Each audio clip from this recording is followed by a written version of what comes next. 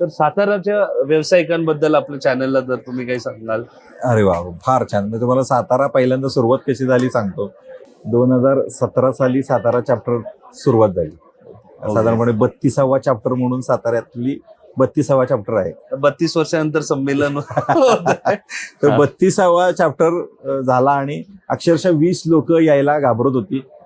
मग आम्ही घरातनं त्यांना बोलवून, अरे चल, कशाला तू असं हे करतोय, पुण्याला जाणार आहेस तू एका क्लायंटला भेटायला, तर तू इथनं खिशातनं पैसे घालून त्याला तो अपॉइंटमेंट दिल का नाही, तरी पण तुझं प्रमोशन इथं तुला 20 लोक भेटणार तुझ्या हक्काची, तिथं प्रमोशन कर, एखाद्या रेफरन्स जा. असं करत 20 लोकांच्याकडनं नंतर साताऱ्यामध्ये सातारा चॅप्टर फॉर्म झाला 50 मेंबरनं.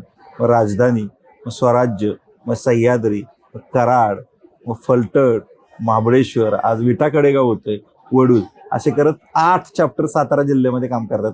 350 मेंबर सातारा चॅप्टरमध्ये आहे, सातारा रिजनमध्ये आहे.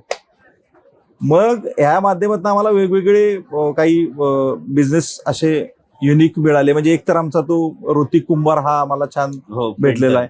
त्याच्यानंतर बिझनेस कन्सल्टन्सीमध्ये AI वर आता सध्या आमचे काही मेंबर AI वर कन्सल्टन्सी करतात की तुम्ही तुमचं बिझनेस प्रमोशन यायचं कशा पद्धतीनं कसं करायचं, AI ला इनकॉर्पोरेट.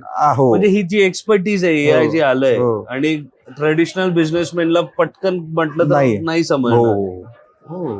परत फायनान्शियल कन्सल्टन्सीमध्ये कन्सल्टन्सीमध्ये फार चांगल्या पद्धतीनं काम करणारे आहेत. युनिक असा म्हटलं तर फूड इंडस्ट्री आमच्या भागात जास्त असल्यामुळे फूड इंडस्ट्रीमध्ये आज प्रशांत मोदी असेल, काका पेढेवाले आमचे प्रणित कुंदप असतील, यामध्ये यांनी काय केला, यांनी पेढा पहिल्यांदा साताऱ्याच्या बाहेर नेला.